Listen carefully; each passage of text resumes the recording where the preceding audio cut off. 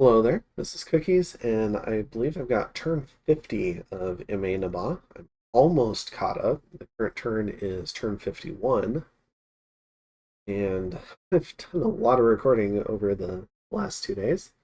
It'll feel nice to get caught up.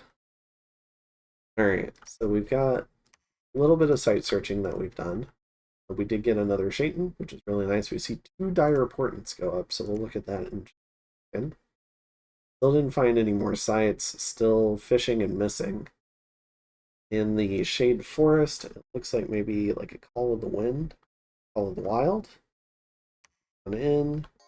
There's just enough stuff here that it might defend. Nope. So he goes ahead and takes that. Give me a second. And I'm back. Alright. We do Call of the Winds though, but that's for Bloodhunt Patrol Chaff. Gold Digger failed to seduce an Atavi chieftain, so we can go ahead and see how her assassination went. So because of this item, she gets 2 free warrior illusions. And she's got a glamour gem and a temp glamour gem and a fire gem. She's scripted to use her fire gem. She's going to do Nest of Salamanders. And this is a cursed 3-star Atavi chieftain. 175 leadership. Still just an Atavi chieftain. So not worth a fire gem. 12 morale versus seduce, which is, with this item, it would be a check versus 11. So we had a solid chance of stealing him. As it stands, he's going to accumulate a tremendous amount of poison from these little guys. We have a 25 damage armor negating flame poison effect. So kill that Atavi chieftain. We do get the return of Pyrene going after Villaveros. And check this out. Looks like a much better equipped Pyrene army. We have a number of inanimates here. And inanimates are important because a lot of this stuff doesn't affect inanimate beings. In fact, main attack might. Paralyzed does not.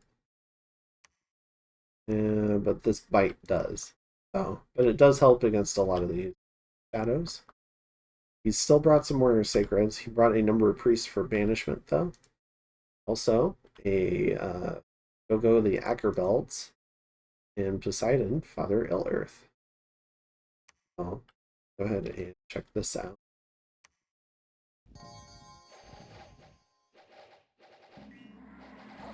Got Blood Rain cast by an Ackerbelt.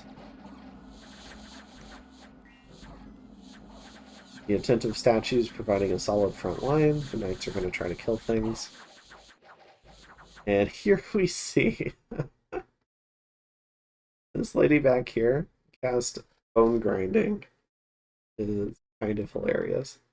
So not only does she trigger gem usage and use life after death for a bunch of, even though she's got a lot of shadows and won't really do anything, but she follows it up with Bone Grinding.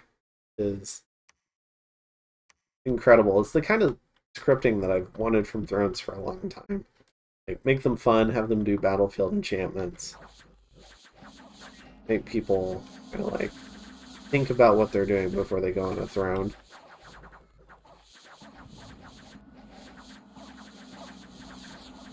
That was an awful blade one.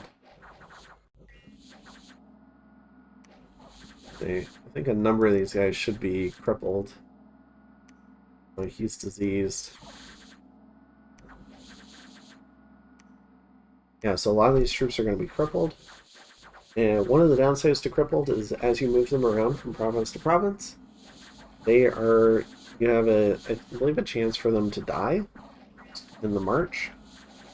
So a number of these crippled troops could end up perishing. They just get moved around. But it looks like he's found a winning recipe. He's taken down this throne. So congrats to the false god. Avenging all your previous sacred losses. Still lost another, I guess, 6 to 11 Emerald Knights and 12 living statues, but pretty good. Took out the Anunnaki. took out a large number of shadows, and got the Throne of Earth. So he's going to get access to gnomes, which is going to make it all worth it. And then Man goes in, attacks Hynaf. So we've got a nap with Man. But as you can see, these are the damned Buccaneers. They don't care about any of your naps. And they are going to come in. They're going to attack. All of them have a fear effect. They're all ethereal. They're going to come in. They're going to kill your PD. They're going to pillage the shit out of your province and give it about 100 unrest. So they're slowly going to ruin all of my coastal provinces unless I take a fight with them, or unless I go kill the source, which is Kitson. So pretty rude. Not a fan. I did an analysis of all the different coastal provinces, and honestly, this might as well have been an anti-Nabah spell. I think out of the ones that Kitson does not own, I think I own about 40% of the coastal provinces. So there's tremendously high likelihood they attack me. So definitely not a fan of that global. And we'll have to figure out something to do about it. If that means warring Kitson, then that means warring Kitson. And Raiders from the Sea. Just can't really catch a break from all these bad events coming in. But we do breach Bandarlog. Okay. So we're continuing to do more site searching, more blood hunting, continuing to build up more and more Shaitan. So we've got 3 here, we've got 1 here. Ever-growing number of Shaitan. We're going to get another one this turn. We're getting really close to our goal.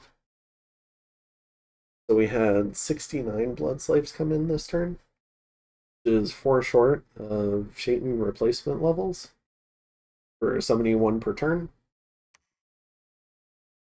Got another one over here. Setting up a new blood hunting province in Dunster, away from the boat. And we're going to blood hunt here, also away from the boat, in Glannis and in Ossuary. We are planning to storm. I thought about pinging it, thought about gem burning it. No, we have bigger business to attend to. Stupid globals. So Pyrene cast Mother Oak, that's fine. But Man, I mean, he's going to be transformationing a lot of his Acker belts, which I don't like. But not a whole lot I can do about it at the moment. But Ghost Ship Armada I really don't like. So I want to wrap this war up quickly, and then I can start moving back towards the Man border, and then I'm gonna probably invade Man, or throwing up that boat. If I can't catch it on the way there, I might try going into Panuonia or Sailor's Haven. Might try to catch the boat on the way in Blue Coast, maybe even in Caseftia or Pulmania. But as soon as I get probably about back to Glannis, maybe, I'm probably going to end the nap. And we're going to start getting ready to duel Kidson, I guess. We see Pyrene still blood hunting. The strategic situation, honestly, still has not changed. It's still a bunch of scaling happening here, although I believe Zand has now attacked Kidson.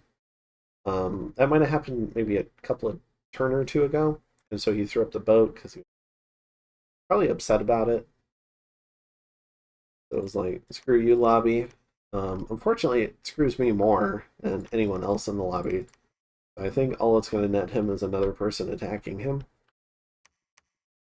And but before I can think about that, I really need to focus on Vanderlog. So we've rehired the Mercs once.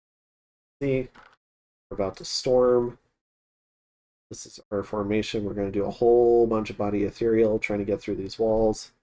We've got a whole fluff squad down here for the elephant mercs. Doing a lot of bark skin. Gift of flight for bark skin. Bunch of body ethereal. We've got a bunch of body ethereal here. Clear the walls. Get some flying elephants into the back line. Break through the gate and take the gold. The goal. Then we've got some militia back here. Got mercs back here. Swordsmen and macemen. Got camel riders here on fire cavalry to target the tiger riders. And I can't script these guys. They're going to do whatever they do. And then we're also still doing this script. A lot of the script, the core of the script hasn't really changed. I think we're doing a little bit less elementaling and more smokeless flame buffs. Kind of like the only major change. Great. We've got 500 troops for this operation because we pulled out some troops from here, about 50. And we've got another like 80 that were patrolling Hubbardton. They're going to come in and secure the fort outside in case the storm fails. And I think that's it. And we can see Ballin got hit by 3 Indy. Ridiculous. So many Indies. But yeah, we're going to go ahead and attempt to storm. We'll see how it goes. I thought about sending this group down here into the cave to take out these Sinnocephalians. But I kind of want to send our Ori down there and try to seduce some of them and do it that way. But at the moment, she's going to try and kill one more Bandarlog commander. Maybe she could even get a duel with the Demilich and Jim burn him. Especially if he's thinking about bone grinding or something like that. To try and minimize damage from something like that. A lot of my mages are doing turn 1 buffs. A lot of personal misform. The fire ones I can't help as much. I do personal luck with them, but I'm doing air shield instead. They do have to consider the longbows as well. A little bit of personal iron skin, group luck, spark skin, different stuff like that. Out of body ethereal. So yeah. Not a lot of combat action in this particular turn. But we did get a lot of global action. And next turn, we'll see if we can finish up Enderlog. Oh, hope you enjoyed this one, and I'll see you in turn 51. Later.